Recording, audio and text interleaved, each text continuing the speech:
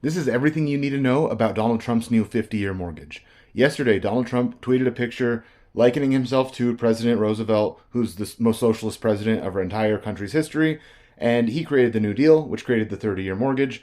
Donald Trump seems to be saying he wants to create a 50-year mortgage.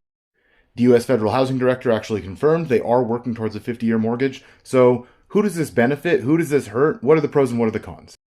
Totally unrelated, but let's check out this World Economic Forum tweet from just a couple years ago where they said, you'll own nothing and you'll be happy.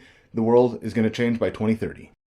Back to mortgages. Let's compare a $300,000 home at 3.5% down payment for an FHA loan at 6% interest. That's the most common loan type that there is for first-time home buyers.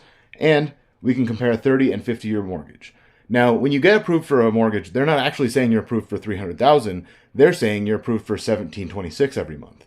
So, if you got a 30-year loan, you'd pay $1,726 every month. The total interest paid over 30 years would be $311,000, which is more than the $300,000 home. Total cost would be $621,000 over the 30-year loan. Now, they want to make loans more affordable to low-income people. So they say, well, if you really only qualify for $1,300 a month, you could still buy that $300,000 house if we just give you a 50-year mortgage. The difference being you save $400 a month, or you qualify for a more home, and you also pay double the interest. That's right. On a $300,000 home, you would give the bank $600,000 over 50 years, which is the majority of your life. But this is the most important piece of all of this. What is amortization? Amortization is how the bank protects themselves against their investment. So when you make your monthly payment, although your monthly payment is the same over the entire 30 or 50 years, every payment makes up a different amount of principal or interest. So you can see the green here is interest. The red here is principal, or what the money you actually borrowed.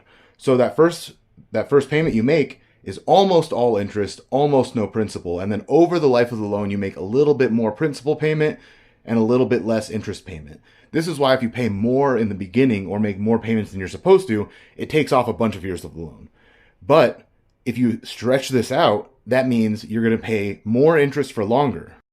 As it is today, if a first-time home buyer puts down that minimum 3.5% down payment, they usually take anywhere from 2 to 4 years before they can sell the house just at break even. If they sell it before then, they'd actually have to pay at closing to sell their house. By taking a 50-year mortgage, instead of it being 2 to 4 years, it'd be more like 6 to 8 years before you could move, which would mean you're effectively locking yourself into that house for the next 6 to 8 years.